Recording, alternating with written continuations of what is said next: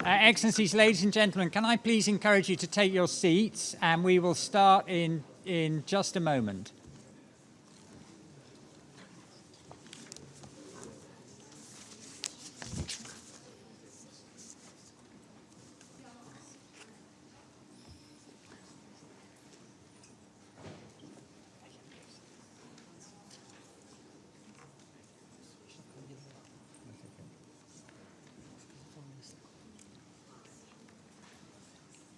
Is the Swedish Foreign Minister here?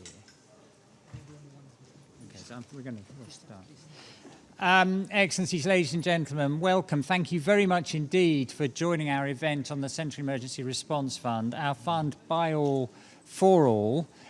We are going to make a start because the Secretary-General, as you all know, is on an impossibly tight schedule. And although one or two other colleagues are joining us, I would like to make a start so that we give him a chance to deliver his remarks and then move on to what I know is his imminent next meeting. So, Secretary-General, please, over to you. Dear friends of CERF, if I may, I have here a speech that was prepared by my staff, but I'm not going to read it, because you all know about the CERF, no? And you know what it is, you know how it works. But what I would like to give is my testimony. I was 10 years High Commissioner for Refugees. There are not many things that work well in the world, and there are not many things that work well even in the United Nations. But there is one thing that I can guarantee from the point of view of someone that benefited from the work of it that really works very well. It's the CERF. The CERF is, first of all, the first to arrive. In many emergencies that we had around the world, we would never be able to be on time on the ground, and sometimes we had to be on the ground in 2 or 3 days. The only immediate guarantee that we had and the rapid disbursement of funds that we would have would be from the CERF.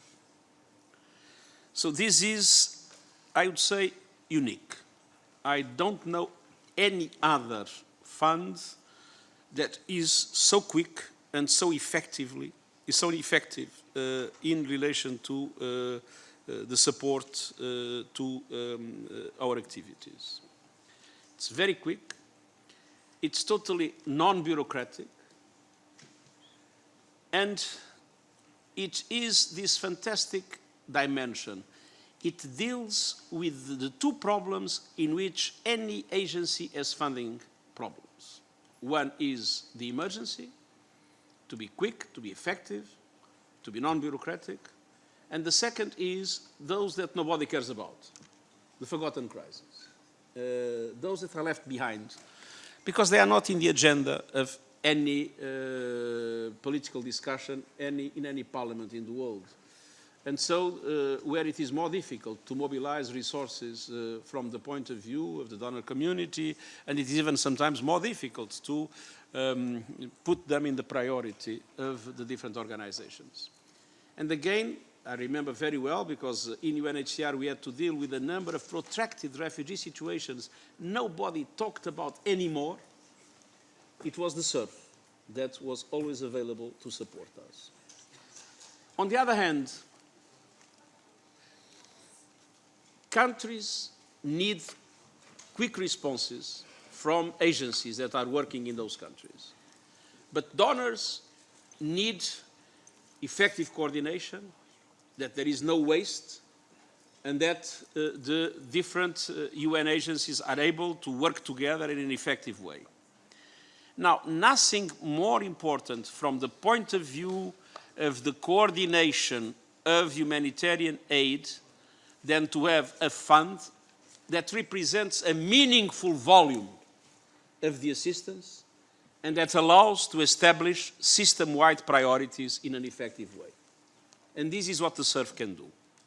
So in my opinion, if I was the Prime Minister or the Minister of Foreign Affairs or the Minister of Humanitarian Affairs of a very rich country in the world, which is not the case, I would have as a priority in my humanitarian assistance program the CERF. And I I'm so sincere saying this that when I was High Commissioner for Refugees, I even asked for a super CERF, if you remember.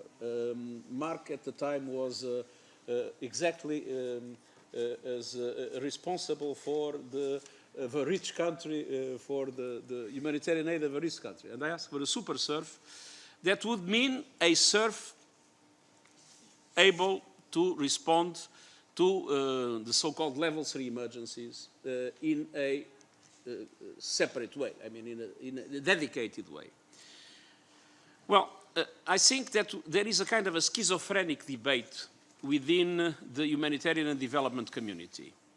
Everybody asks for coordination, everybody asks for accountability, everybody asks for transparency, and then we have this trend of each one going by itself, both at the donor level and sometimes also at the agency level.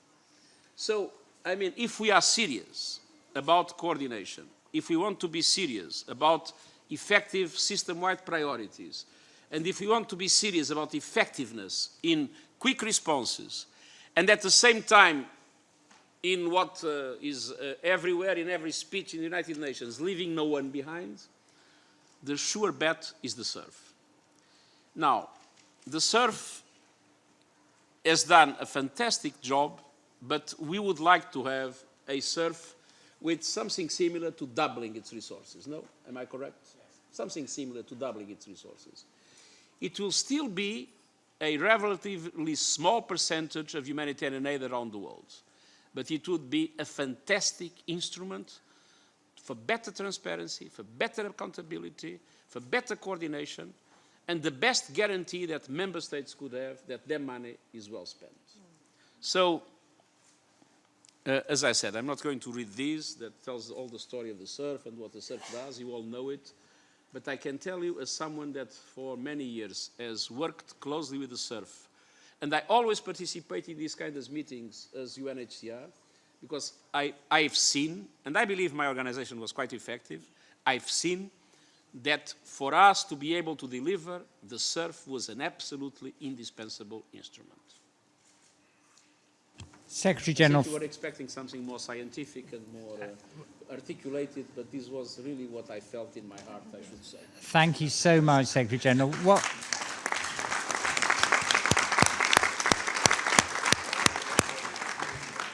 As you may know, I had the opportunity to see some of the remarks that were prepared for you, and I can tell everybody that we've been treated to an inspiring and passionate, and I'm sure you'll agree with me, extremely persuasive case for why you are all wise to invest in the CERF. And we stand by every word that was in the technocratic, but the passionate is much, much more inspiring and persuasive. So thank you very much indeed.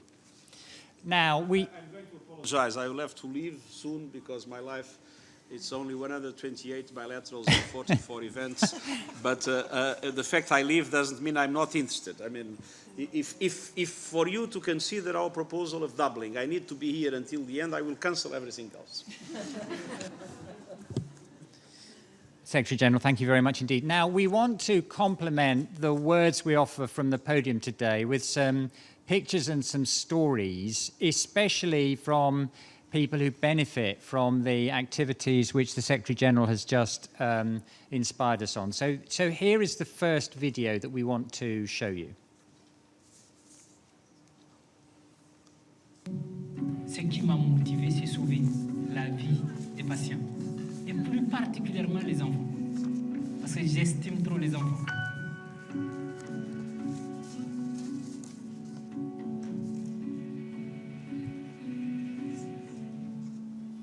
Et si je travaille sur un enfant, j'ai toute la conviction, l'amour de travailler sur lui. Quand je suis avec un enfant et que il est jovial, en bonne forme, ça me donne fierté.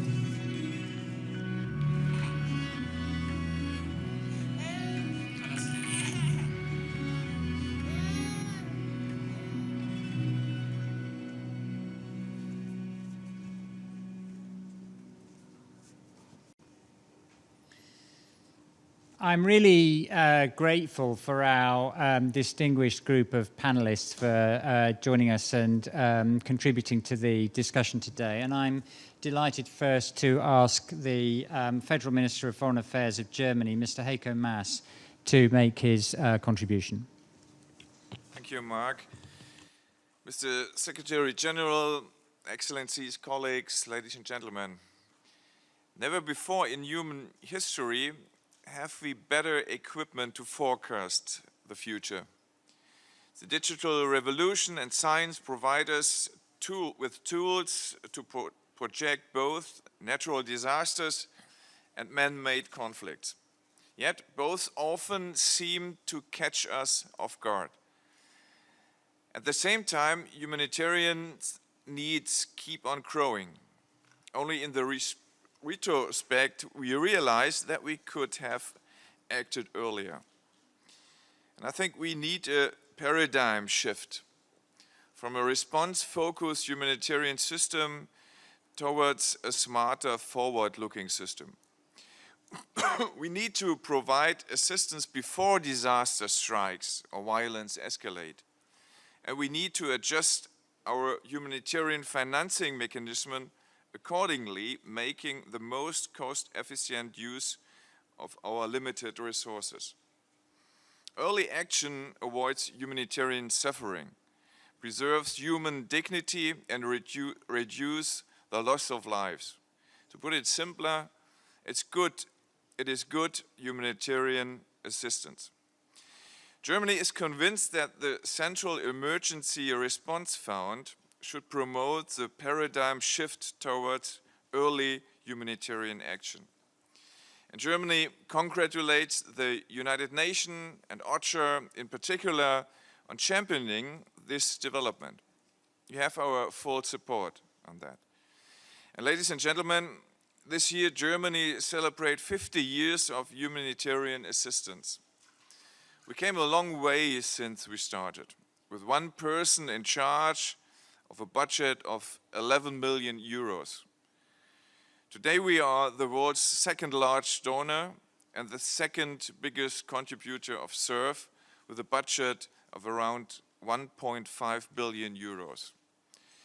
However, humanitarian needs still exceed the available resources by far. This is unacceptable, and it is upon us as donors and responsible international actors to change it. Germany will therefore increase its contribution to CERF from 75 million euros last year to 90 million euros this year. We see this as a sign of support to the humanitarian system in difficult times. A former emergency and let me say humanitarian workers also deserve better protection. During our presidencies of the Security Council, Germany and France will therefore launch an initiative that enhances existing protection mechanism and focuses on the fight against impunity. And a former emergency relief coordinator once said, the humanitarian system might be broke, but it's not broken. And we are proud to make it a bit less broke today. Thank you. Minister, thank you.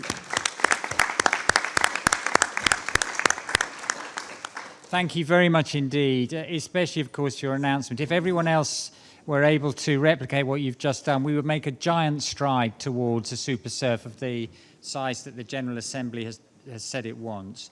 I'm really thrilled now to have a chance to introduce Minister Ismail Ould Sheikh Ahmed, the Minister of Foreign Affairs from Mauritania, who, as a lot of you will know, was until a few months ago our special envoy in the United Nations for Yemen. And the CERF obviously helps in Mauritania, but it also has provided a lot of assistance to Yemen, including the largest grant we've ever made from the CERF. Was a grant we made to Yemen right at the beginning of this year. So Ismail, thank you for joining us. We're really glad to have you with us.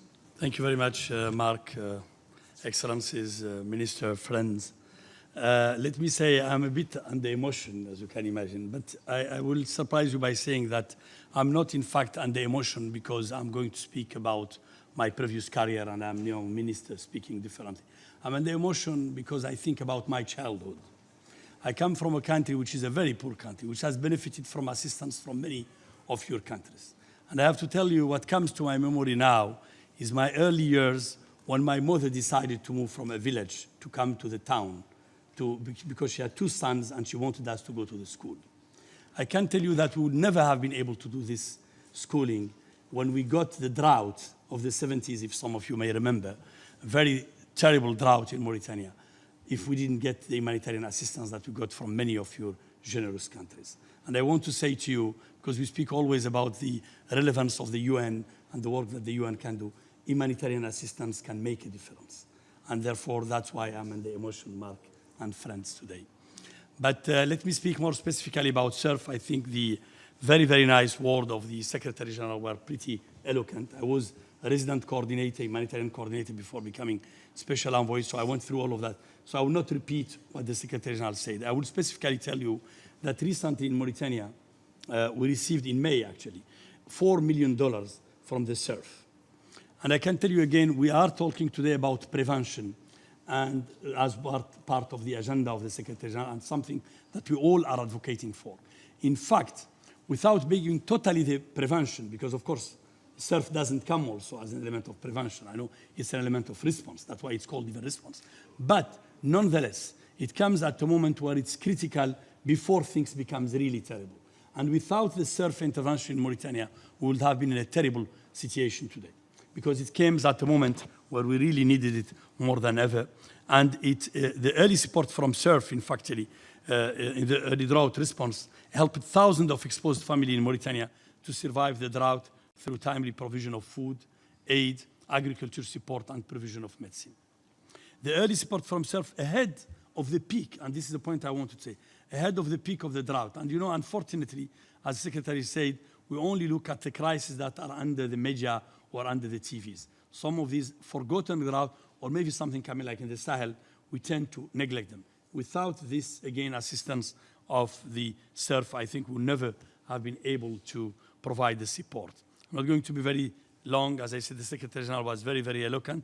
I would like to say simply that we strongly, from my government and the government I'm representing here, I'm here with my, of course, Somalian colleague, but I can speak on behalf of the African colleague. We strongly support a further systemization of the anticipatory funding by CERF. Please refer to some of the film you have seen. I mean, the film we just saw, and I understand there will be few other clips that provide good example of what urgent and timely support from CERF means for people caught in emergencies. Reference also, we need to refer to the only that the CERF is the only global fund in the world with the speed and predictability. And I think the Secretary said that, but you can't imagine, having been humanitarian coordinator, how the importance of the speed response and the predictability not only helps you, but gives you credibility with the government. We tend to have difficulties. When I was in Syria in 2011, at the beginning of the crisis, if I didn't have the immediate response, I think this takes from me the element of credibility. CERF is a very helpful element of that to support millions of people worldwide with life-saving support and protection wherever and whenever a crisis hits. I would like to encourage you, member states, to increase your support to the CERF, and I would like really all of us collectively to contribute to ensure that CERF reaches its new annual funding target of $1 million. Thank you very much for your attention.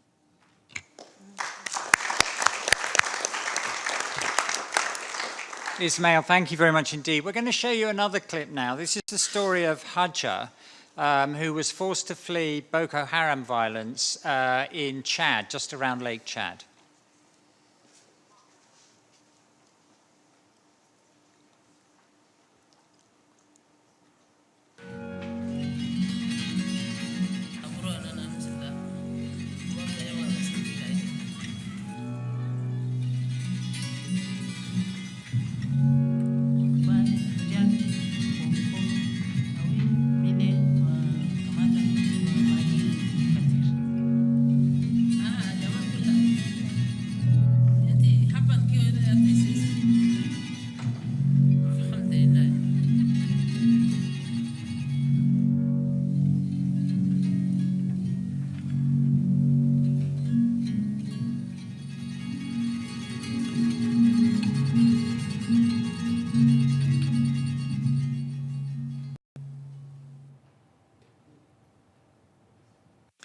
One of the other powerful features of the CERF is that it innovates, as in using cash in that little clip you saw there. I'm now really pleased to be able to invite His Excellency, the Minister of Foreign Affairs from Somalia, Mr. Ahmed Isse Awad, to offer a few remarks. Excellency, please. Thank you, Under Secretary General for Humanitarian Affairs and Emergency Relief Coordinator, Mark Lowcock, Minister, His Excellencies, ladies and gentlemen.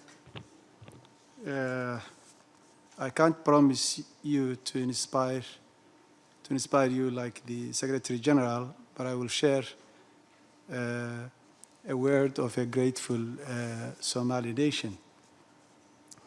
I will begin by first saying that Somalia is indeed grateful to the international community and all our partners for the constant and reliable humanitarian support.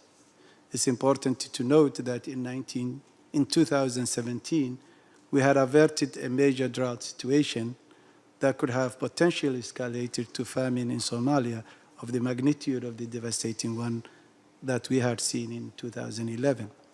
Early warning, proper planning, and timely response by the international community had made it possible for us to avert such a disaster, such a catastrophe. We are specifically grateful to the Central Emergency Response Fund for the unwavering support in offering critical and much-needed aid during emergencies.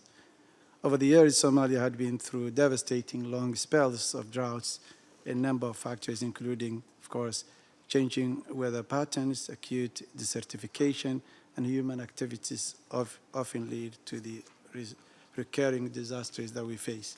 Excellencies, ladies and gentlemen, the Central Emergency Response Fund, an innovative breakthrough in humanitarian funding by member states, indeed provides one of the most timely assessment and support towards mitigating crisis. The Funds for All by All is an example of how we can consolidate our collective efforts to provide immediate action and channel timely support on the onset of a crisis to alleviate human suffering. A number of humanitarian risk awareness assessments and vulnerability mapping already show large numbers of people still need humanitarian assistance in Somalia. Children under the age of 5 face the risk of malnourishment as early as next year, and millions of internally displaced people across the country remain vulnerable. The Somali government, together with partners, is working on effective preparedness and risk aversion awareness. We already have frameworks for building resilience, but ultimately, these recurrences of humanitarian disasters need continuous joint and concerted efforts. In that regard, we support and subscribe to the Secretary General's appeal for more support to CERF. Thank you very much.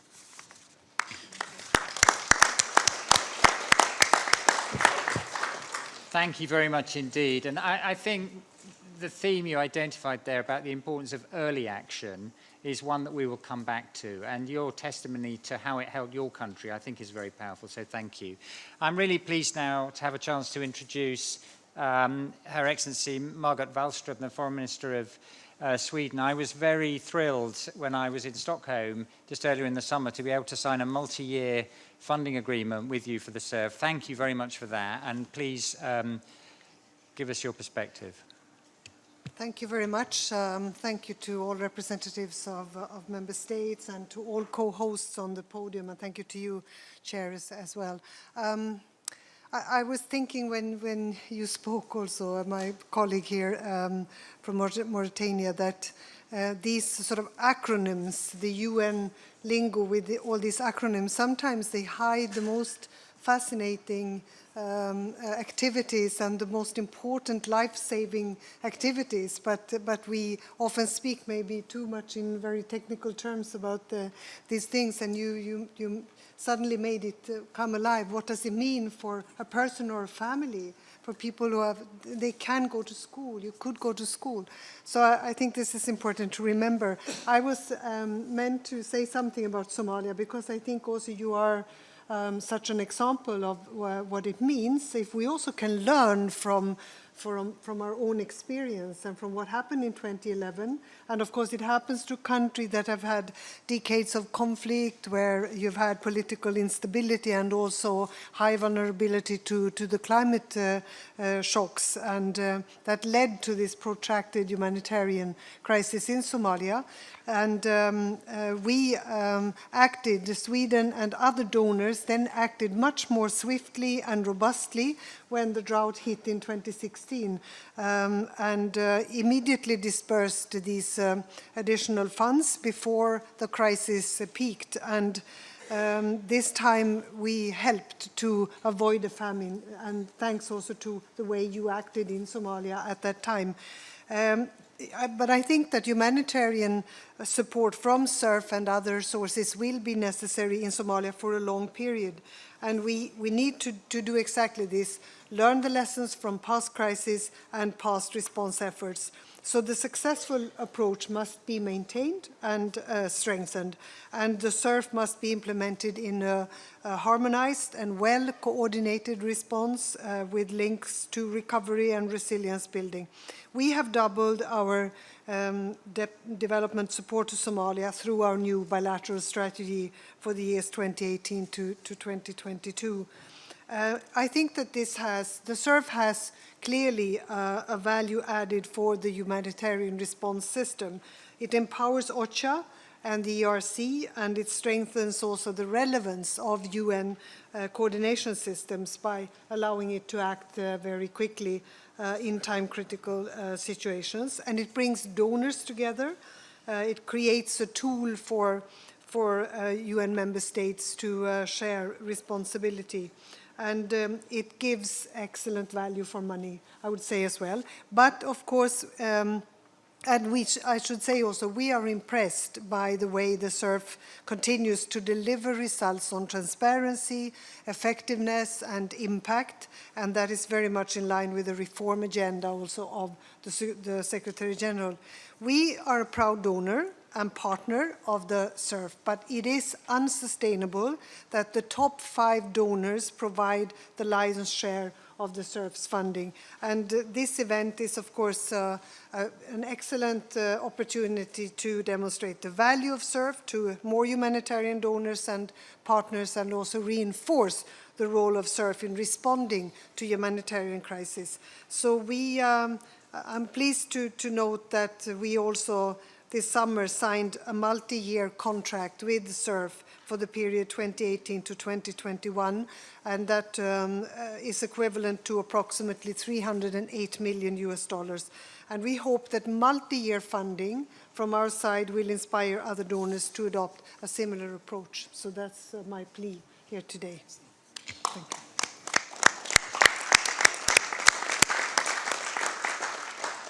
Thank you very much indeed. One of the other features of the CERF is that it's very well targeted on the most vulnerable and especially women and children. And the clip we want to show you now tells the story of that in respect of Fatima and Hawa.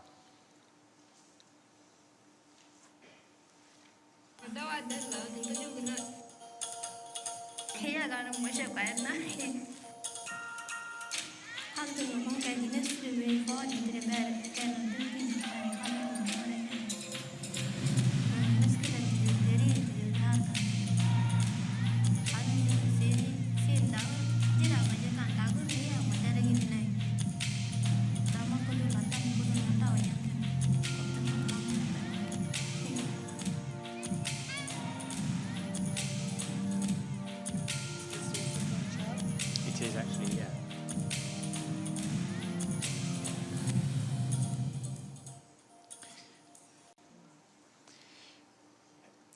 As you all know, that the world has decided to have a set of different humanitarian response organizations. We have the UN World Food Programme, a wonderful organization which deals with food issues. We have UNICEF, which deals with children. We have the World Health Organization, which deals with health issue, and so on. Almost all the crises we deal with, though, require a collective response from several of the agencies. And almost all the CERF allocations we make are allocations to a group of agencies. And that's one of the other powerful things about the CERF, that it enables and facilitates an integrated and comprehensive response in a coordinated way. And the clip we've just shown you is a little example of that. I'm really pleased now to have an opportunity to introduce the Development Minister from Norway, Nikolai Astrup. Just a couple of weeks ago, I was very privileged to sign a multi-year agreement also with Norway in Oslo. Thank you very much indeed for your support for us, and please give us your perspective. Well, thank you. Thank you, Mark. Excellencies, I would like to make 3 main points.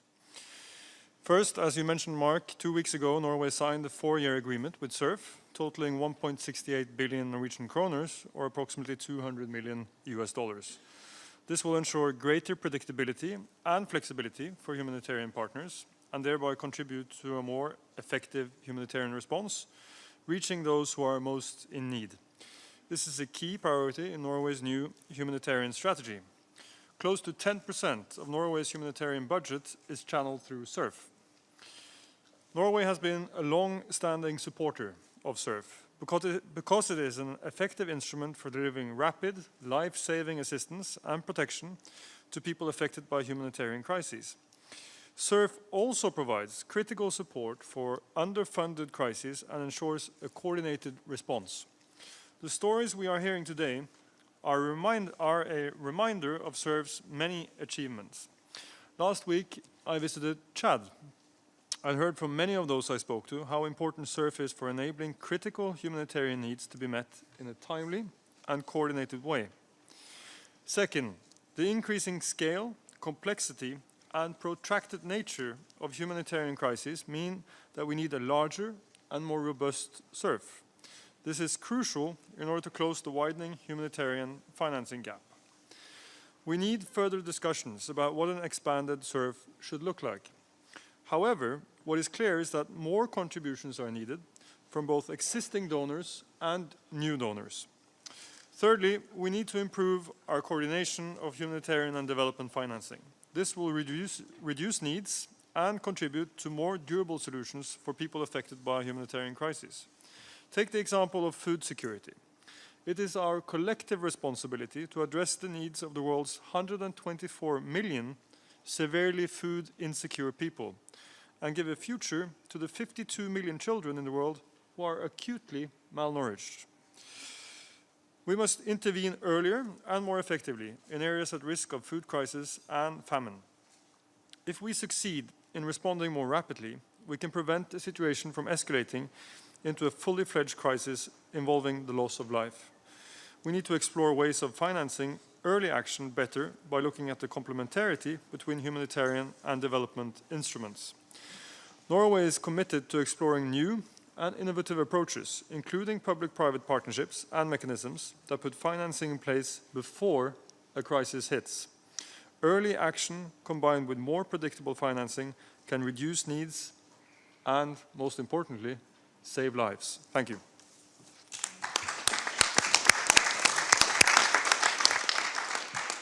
Nikolai, thank you very much indeed. As both you and Margaret said, the CERF is a fund for all, but also by all.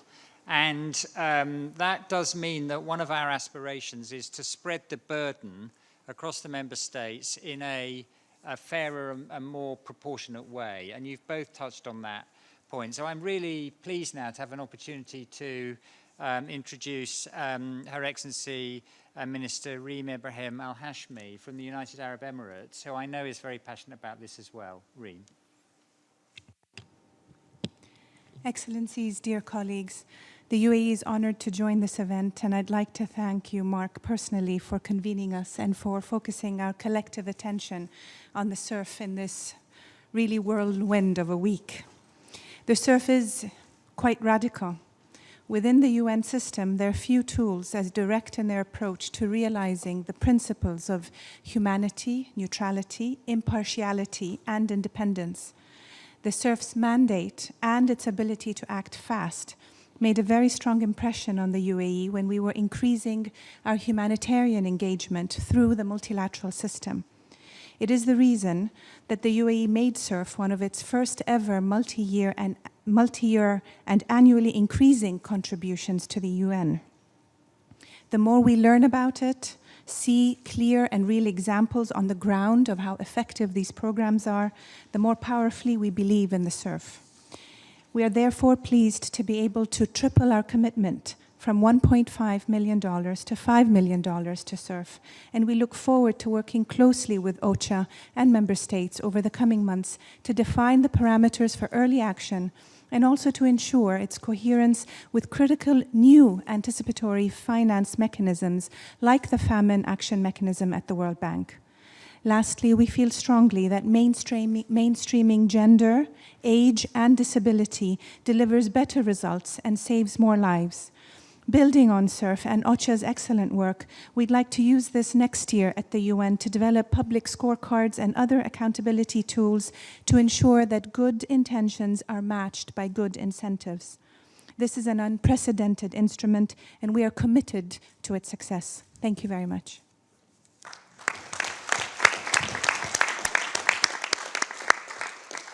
Thank you very much indeed, especially for your rapid escalation in your contribution, which we really appreciate. Thank you. I'm going to show you the last video clip now, which reflects another one of the areas of focus of the CERF, which is to deal with displacement. As you know, in addition to huge numbers of refugees, there are 40 million people displaced around the world in their own country in humanitarian crises at the moment.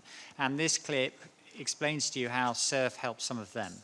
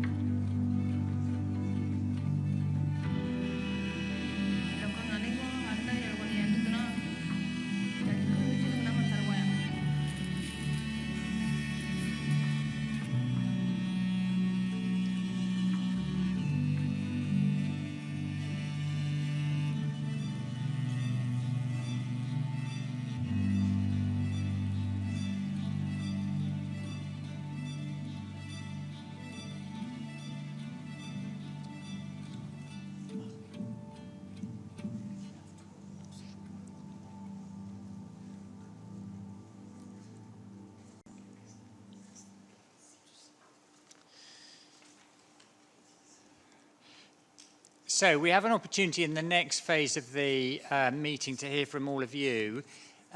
We've got a list of you who've signalled already you'd like to make a contribution. If you haven't told us yet that you'd like to, please attract the attention of Khalid sitting behind me, and we'll make sure we'll do our best to provide you with an opportunity to speak. But I'd like to start on the speakers list with the State Secretary for Development from Denmark, Martin.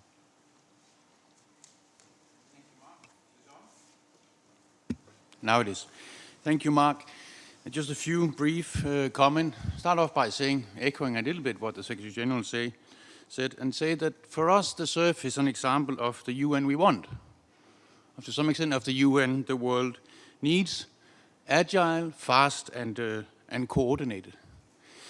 And as one of the CERF's top 10 donors, Denmark has been a strong supporter of the CERF since 2006. And we will heed the call of the Secretary General and help you in your efforts to double the size of the CERF. So subject to parliamentary approval, Denmark will increase its contribution to the CERF with 50% to 150 million Danish kroner, approximately $24 million annually for the coming 4 years. But this, of course, is not just a question of, if you like, a bigger CERF, but also of a CERF that enables early, well, perhaps even indeed preventive action.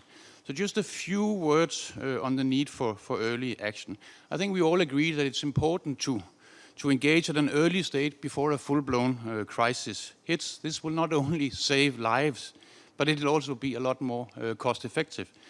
And I think the CERF has shown, during its response to the onset of famine crisis, that it can do this. Now, Denmark is ready to explore how we as donors can incentivize early action through early financing. What we need is sort of the continued collection of evidence and big data that will be triggers to key for innovative approaches to financing, and the need to begin to nudge, if you like, our political financing incentives. And on a final point, and on the multi-annual agreements, please do stop by in Copenhagen on your next journey. I will definitely be doing that now you've made the offer. Thank you very much indeed, especially for your announcement. Now, one of the people who had been hoping to join us on the panel today was the Deputy Prime Minister of Ireland, and unfortunately his arrival's been delayed in New York, but I'm really delighted that we have the Secretary General from the Ministry of Foreign Affairs joining us. Please, we'd love to hear from you.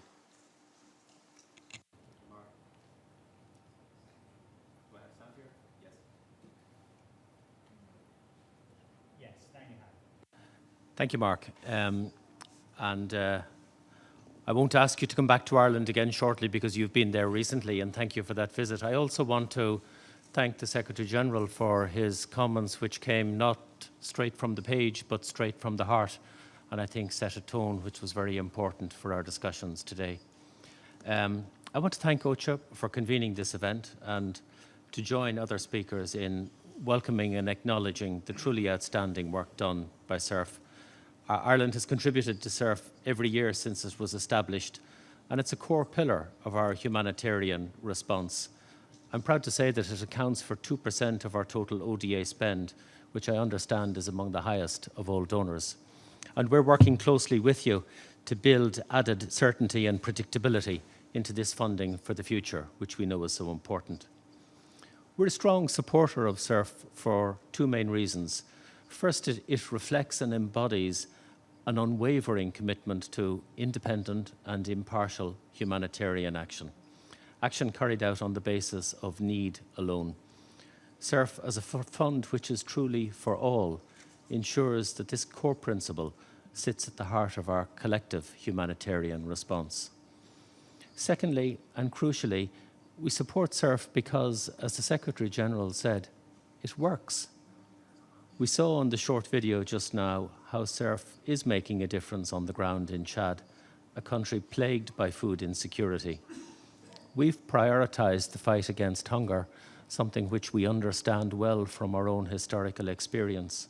And we believe it's unacceptable that in 2018, the number of hungry people in the world continues to grow and the threat of famine persists, mostly driven by conflict. We have a responsibility to do better, and we will. Last year, CERF stepped up through its response to the threat of famine in 4 countries, proving it is the global first responder in battling famine risk. And it's for these reasons, a commitment to humanitarian principles and an effective delivery mechanism, that Ireland is a proud, steadfast supporter of CERF. With humanitarian needs growing, CERF is the future of a flexible and early international response. It is indeed a collective achievement that demonstrates multilateralism at its very best. Thank you. Thank you very much indeed. Thank you. I'd next like to call on Liechtenstein. Please, sir, let me give you the floor. Under Secretary General, Excellencies, we very much welcome this event on the CERF and are impressed by the impact the fund has had over the course of a very difficult year. With its dual approach to kickstart funding and focus on underfunded crises, the CERF has become an indispensable actor in the broad and diverse arena of humanitarian actors. The so-called forgotten crises, supported by the CERF, are also a priority of Liechtenstein's niche approach to humanitarian assistance. As an expression of its strong humanitarian tradition, Liechtenstein has considered the fund a core partner since its establishment 12 years ago. We have contributed to the fund every year and close to $3 million in total. Today is a good reminder that we have collectively envisioned a $1 billion allocation to the CERF by 2018. The end of the year is very fast approaching, and much more needs to be done to achieve this goal.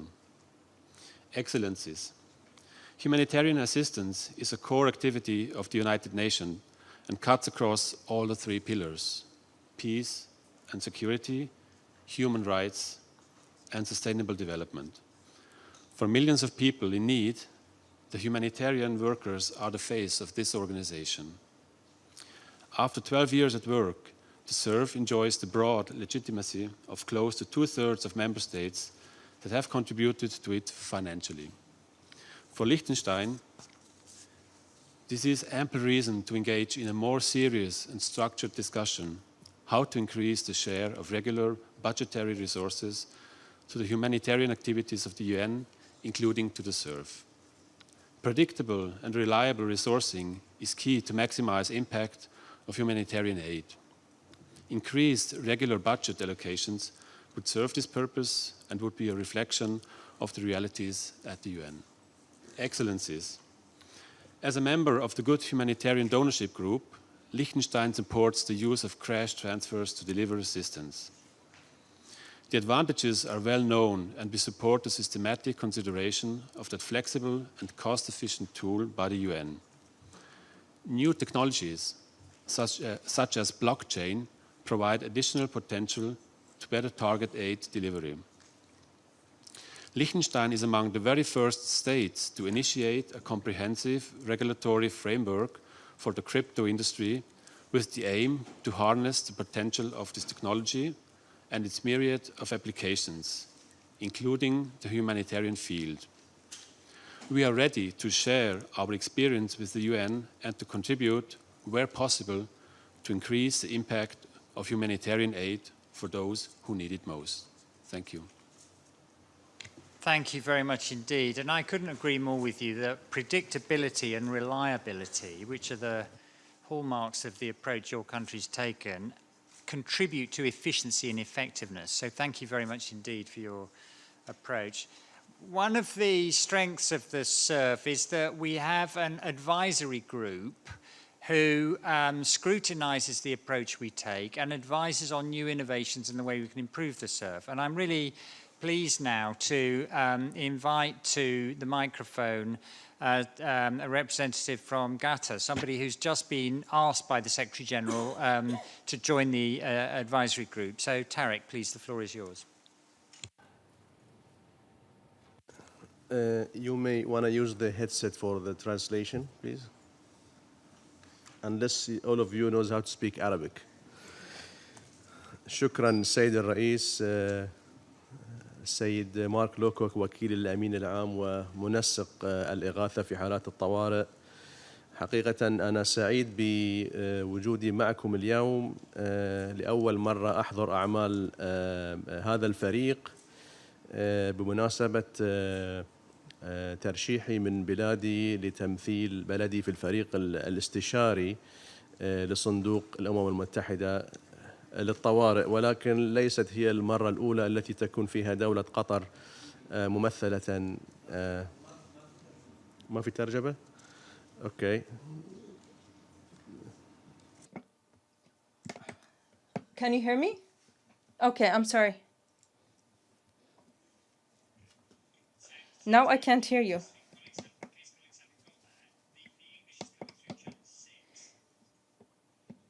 But I can't hear you. Good afternoon, everyone. It's a pleasure to be here with you. Thank you, Tarek. Thank you. If you want Russian, I'm ready. I'm really happy to be here with you, Mark, representing my country, the state of Qatar, Now, can you hear me? to work with the CERF and be represented here. And the membership is not contiguous. It's 3 years for every candidacy, but... If I do this, I cannot hear him. Now I do. Oh. Okay, thank you.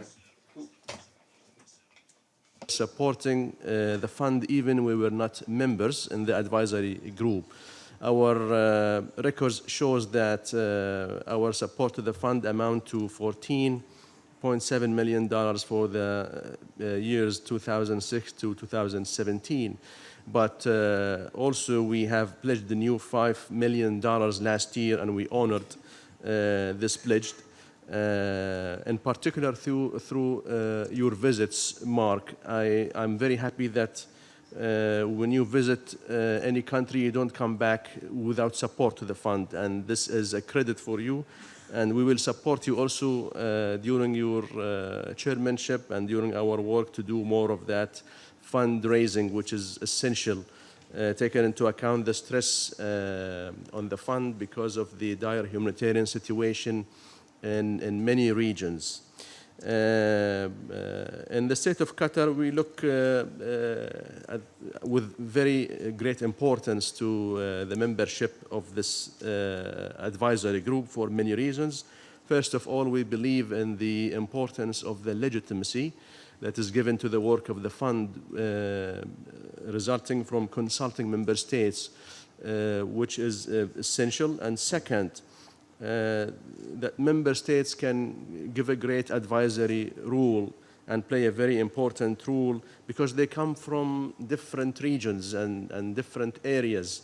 And for example, I come from the Gulf region, and in particular from the Arabian Peninsula. And from there, we could feel the dire humanitarian situation on neighboring countries, like, for example, Yemen, Syria, Somalia, and where else in the Arab countries like Libya and other places. And we, therefore, can give you good advice and the full picture of what is really needed to support these countries. And also because of our membership in different sub-regional organizations like the Gulf Cooperation Council, the League of Arab States, the OIC, or other groups like G77 or other arrangements that will be useful to get a sense of how they look at the humanitarian situations and what is needed to support humanity. And this of course, will give additional service to the fund and more information, and will help us avoid duplication. And then finally, Mr. Chairman, you can count on our support, on my support personally, and the support of my country to work professionally with you and all the colleagues here in this room. And we look forward to attend the meeting of 23rd and 24th of October next month here in New York. I thank you. Thank you very much indeed. Thank you. Next, I'd like to call on the Director for United Nations and other things, actually, in the UK's Department for International Development. I think there isn't a country that's made larger contributions over its lifetime to the CERF than the UK has. So thank you very much for being here, and the floor is yours. Thank you. As others have said, last year we faced unprecedented challenges with the potential of 4 famines across the world. And this year we see just as acute humanitarian crises. I think this underlines that the CERF is extremely important and remains extremely important and does extremely good work. I'd like to make 2 brief points. The first is on funding. As we've seen from the videos and from hearing from the panel, the CERF makes a real difference to real people's lives. And others have done. I'd like to encourage existing and new donors to step up and provide both generous and predictable funding for the CERF. As Mark mentioned, the UK are extremely proud of our money we have given to the CERF. In 2018, we were the largest donors to the CERF, and we have been the largest donors since its inception. And as part of our commitment to the grand bargain, we want to provide multi-year financing. So over the next 2 years, we will provide up to £110 million, which is about $144 million. My second point is just to underline our support for early action financing, as the German minister brought up. The CERF needs, although it's excellent, needs to innovate, and we think that early action financing can provide better value for money by allowing and that will allow our humanitarian resources to stretch even further. But more important than that, it can help save lives and help people in distress. So given this, and given that early action financing is within the CERF's mandate, we'd really encourage the CERF and others to explore what work can be done in this area. Thank you. Thank you very much indeed. I'd like next to call the Director General for Development Cooperation and Humanitarian Assistance from Belgium, who I saw. Oh, there you are. Please, please, welcome. A bit later, a lot has been said. I guess I'll be very brief, just make a few points. First of all, to say how happy we are to participate in this event to, well, first and foremost, highlight the accomplishments of CERF. It's not every day that in this building we can say with a lot of confidence that an instrument that was created by a GA resolution many years ago has been an unambiguous success. And thanks to you, to your predecessors, and to your staff who have obviously made a tremendous contribution to make that happen. Despite a somewhat uninspiring acronym, and despite the fact that CERF operates for all practical purposes mainly under the political radar, I think it has been since inception a driving force for early action, the reason why it was created, and on top of it, it has contributed to a more coordinated, joined-up approach of the UN system at large in that immediate follow-up to an onslaught. I don't think there are many organizations who can put a claim to such, unfortunately, not so many organizations who can put such a claim, and obviously Belgium, for all these reasons, remains a committed supporter.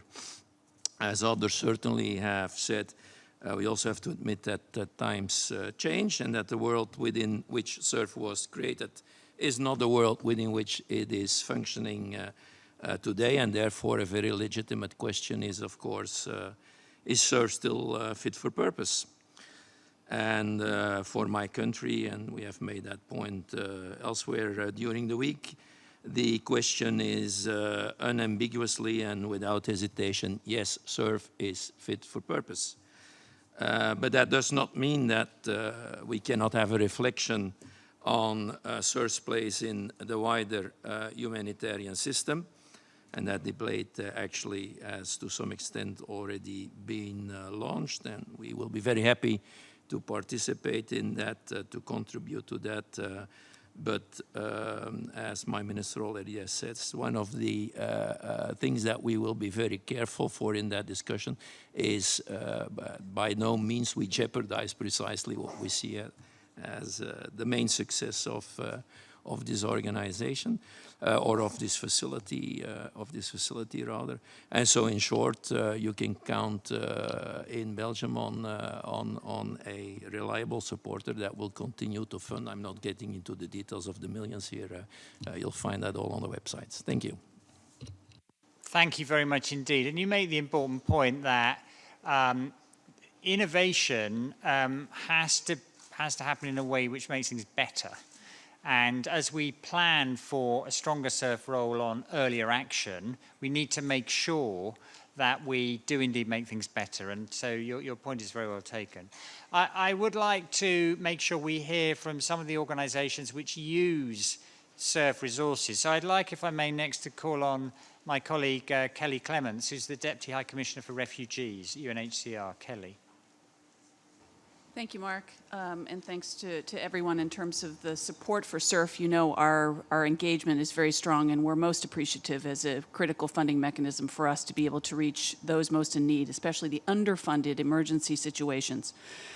We also want to applaud the creativity in innovation, particularly from CERF management over the last few months, with regard to its use in regional situations. The decision to allocate some 6.2 million in the Venezuela situation, for example, was a first, as we understand it, for refugees and migrants, and is a really good model. It's a testament to the multiplying effect that agencies can have when they jointly plan, deliver, and respond to crisis situations. So we'd love to see that used more often.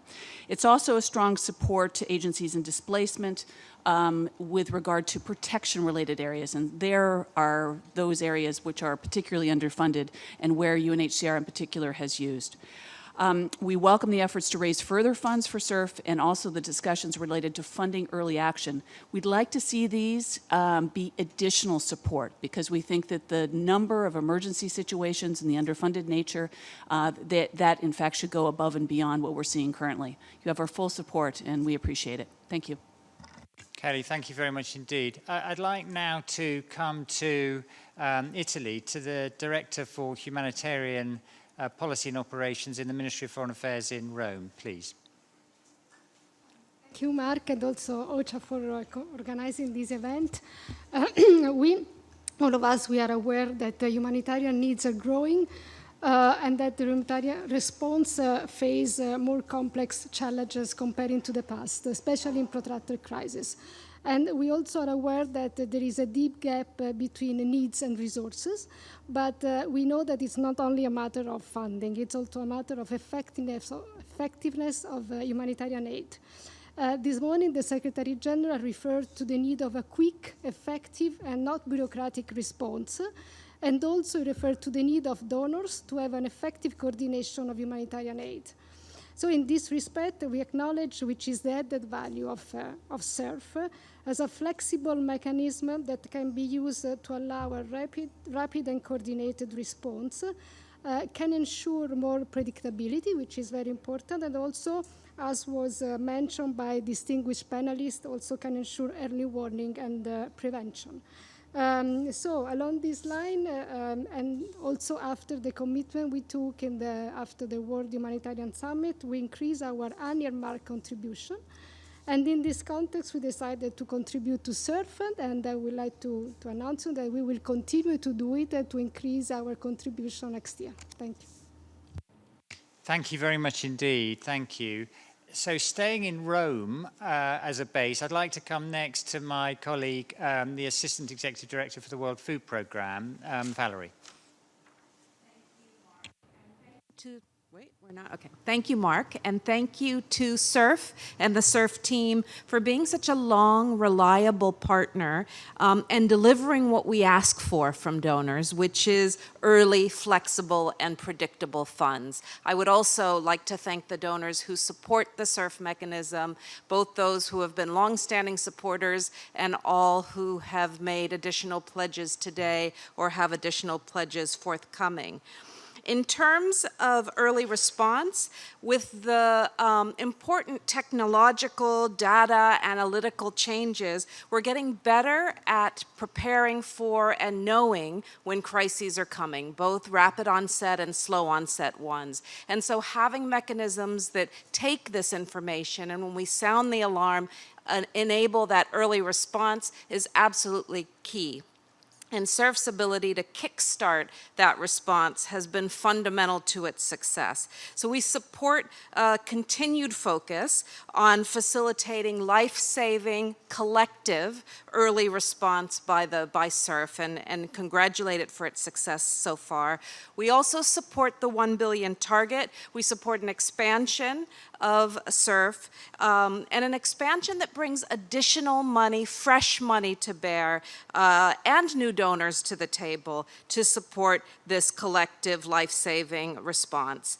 And we would look for that money to supplement the regular budgets and allocations that donors are already providing, given the growing needs require growing resources. Thank you. Thank you very much indeed, Valerie. Next, I'd like to call on a colleague from Uganda, Mr. Ailery, who's from the Ministry of Gender, Youth and Children's Affairs. Thank you, Mr. Secretary General, for convening this event. CERF has provided a lifeline for people in forgotten crisis. And yes, indeed. In response to the large numbers of refugees fleeing into Uganda from DRC, CERF handed over life-saving and rescue equipment to the Marine Police Force of Uganda in July 2018. Mr. Secretary General, more than 80,000 Congolese refugees have fled into Uganda from Congo since the beginning of 2018. Nearly half of the new arrivals crossed into Uganda on the choppy waters of Lake Albert. This happens to be the 7th largest lake in Africa.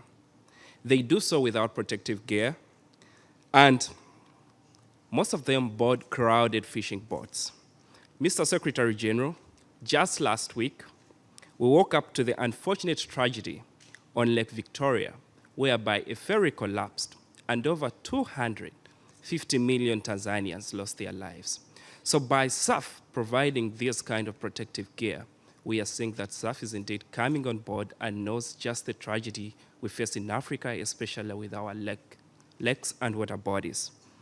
As Uganda, much as our local community welcomes refugees fleeing for their lives and from unfortunate catastrophes, we thank CERF and the UN in general for their funding, especially to our resettlement campaigns. And as we all know, Uganda is a model and a welcoming country that has taken in over 2 million refugees. And we continue to do this, and we shall do this as long as we keep working together with CERF and other development agencies. Thank you, Mr. Secretary General. Thank you very much indeed. Next, if I may, I'd like to call on the Republic of Korea, the Deputy Foreign Minister, sir. Thank you, Mr. Chair. Excellencies and distinguished guests.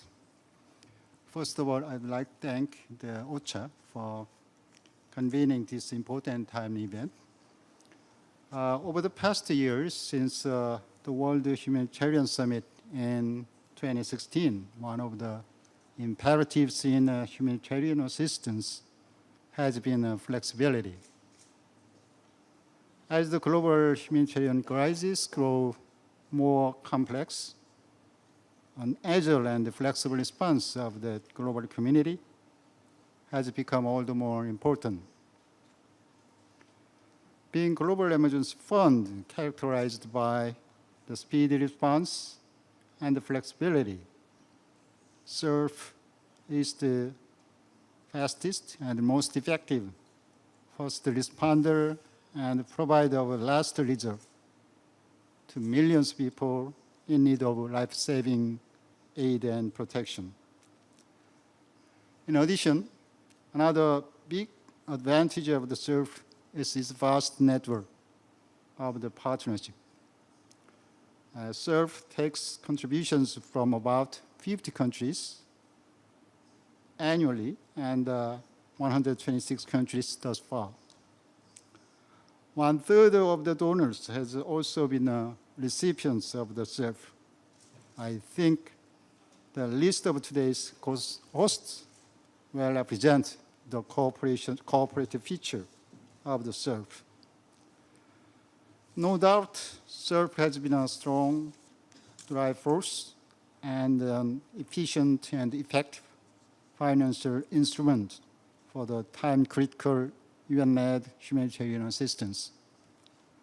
Such importance was duly noted when Secretary General Guterres said, I quote, "A strong United Nations needs a strong CERF." He said it last year, but this afternoon he said CERF is indispensable. That's quite true. While the goal of the $1 billion set by the CERF looks a bit ambitious to some people, but we all know that is the right direction we need and we should take. Excellencies, the Korean government has actively participated in CERF since its inception in 2006. Let me take this opportunity to reaffirm our strong commitment to a strengthened CERF and super CERF, what the Secretary General called. Korea will continue to make every effort to increase its contribution to the CERF. which is, we believe, one of the best and most effective ways to leave no one behind and to reach the furthest behind first. Thank you. Thank you very much indeed. One of the things you saw on the video clips we showed you earlier was the amazing work CERF does to save the lives and to protect children. So I'd like now to give the floor to my colleague, the Deputy Director of Partnerships at UNICEF, through whom a lot of that work is done. And thank you to all member states for the past and future support to CERF, which has become a hugely valuable partnership for UNICEF and for children. And I think the results of this support you have seen today in some of the video clips where we've seen the results and the impact that the CERF has had on children's lives. Recognizing the critical role that CERF plays in the humanitarian system, UNICEF welcomes the continued engagement with partners to better define and to support a $1 billion CERF. There is clear recognition that early investment not only saves lives, but makes our emergency operations more effective, faster, more efficient, and greener. UNICEF welcomes the CERF's efforts to promote early action and to consider and request the consideration of inclusion of financing for very targeted preparedness investments so that we can act earlier and save more lives. We look forward to engaging closely in the ODI study and the development of the options moving forward. Thank you. Thank you very much. We also showed you on one of the video clips how CERF meets the needs and helps provide solutions for people displaced through crises. So I would like, and this is the last person on my list, to give the floor now to the Director of Operations from the International Organization of Migration, who do a lot of this work.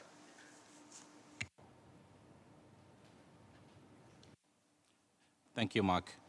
IOM continues to support the CERF's annual funding target of $1 billion to keep CERF functioning as a fund for all by all. The Central Emergency Response Fund is a critical partner to IOM at the onset of emergencies and for funding to underfunded emergencies. Since 2006, IOM has received over $350 million to support rapid response and underfunded emergencies. In 2018, we've received over $30 million to support humanitarian operations in the Democratic Republic of Congo, Papua New Guinea, and Myanmar, amongst others. The CERF allows agencies to engage in interagency collaboration to reduce duplication, share information, and undertake joint needs assessment, which leads to more effective and coordinated response. IOM recognizes that CERF funding is not only about immediate funding during rapid onset crisis, but it also leads to other donors to fund to release critical coordinated resources. This snowball effect has been critical to contexts such as Bangladesh and the famine crisis in 2017. IOM encourages member states to remain committed to the CERF to achieve the target of $1 billion, which is critical to ensuring that responsive, coordinated, and principled life-saving funding is available at the most critical time. We and the other humanitarian agencies and our partners require systematic funding availability to meet the needs of the most vulnerable migrants, especially women and the youth, who remain most vulnerable populations in crisis. IOM looks forward to continuing our strong partnership with the CERF and will continue to advocate for the CERF given the importance of the fund to saving lives across the world. Thank you. Thank you very much indeed. I do, in fact, have one more speaker on my list, the Organization of Islamic Cooperation, in many of whose member states, actually, the CERF is very active. Please. Thank you. Thank you, Mr. Chair. Thank you, Mr. Chair, for that opportunity. The Organization of Islamic Cooperation indeed wishes to express its support to CERF and for all the activities that it's undertaking. As you rightly pointed out, many of our member states are recipients of CERF funding, and indeed, I think somewhere between 70 to 80% of the projects which you're undertaking are within our member countries. And particularly at this time, we're very concerned about the situation in Bangladesh, with the Rohingya refugee camps in Kutupalong and Cox's Bazar. Our ministerial meeting last May focused on that crisis and indeed had a very detailed and extensive visit to the region where ministers had an opportunity to hear firsthand for themselves about the crisis and about the suffering of the victims. And we also welcomed the report of the UN fact-finding mission, which highlighted the need for increased humanitarian assistance, but also justice and accountability for the victims. So the OIC very much appreciates all member states contributing to CERF and encourages an increase in their contributions. And our countries as well will be asked to do the same when we have our annual coordination meeting on Friday here at the UN headquarters. Thank you very much. Thank you very much. Thank you all for coming. Let me just offer you 5 points of summary from the discussion. Firstly, CERF is and aspires to continue to be the first and the fastest. It's the first contributor to the Ebola response in Democratic Republic of Congo in March, April, just a few days after the massive influx from the 25th of August last year of Rohingya to Cox's Bazar. The CERF made an allocation, I think one of the first allocations.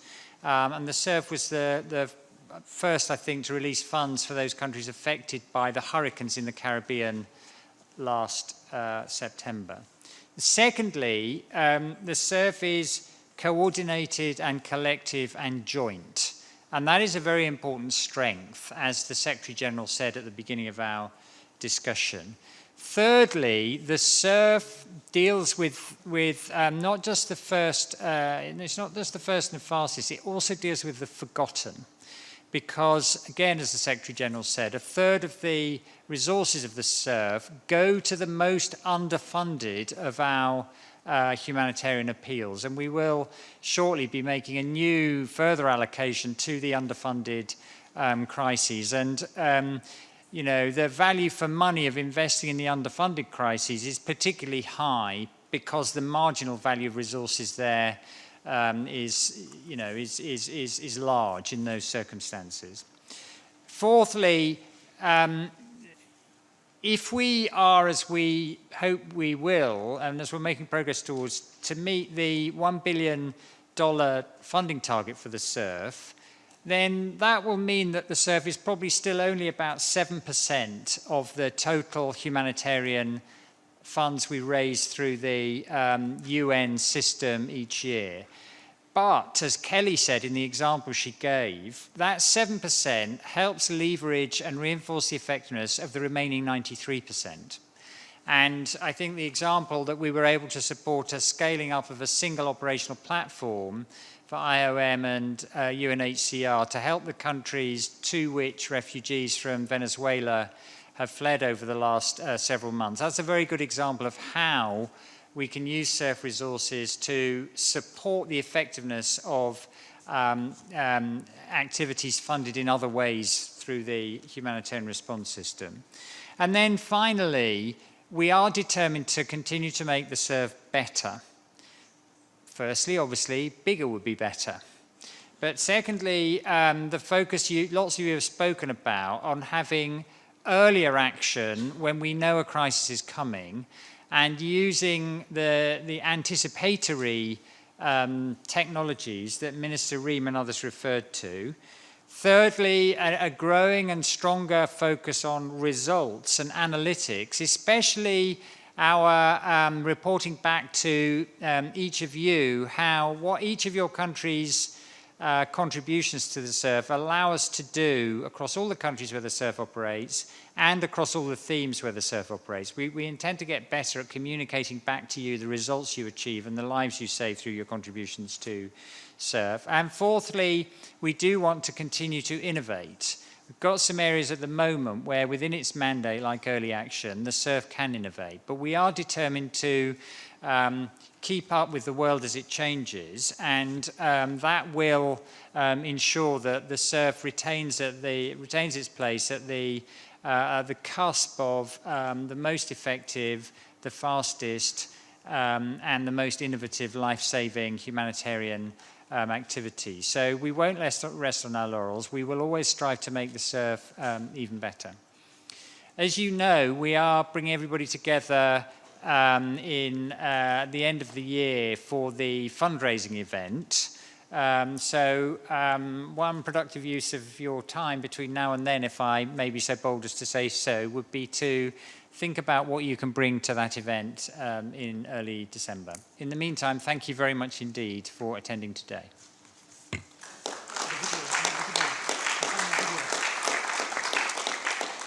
And we have a final video clip for you.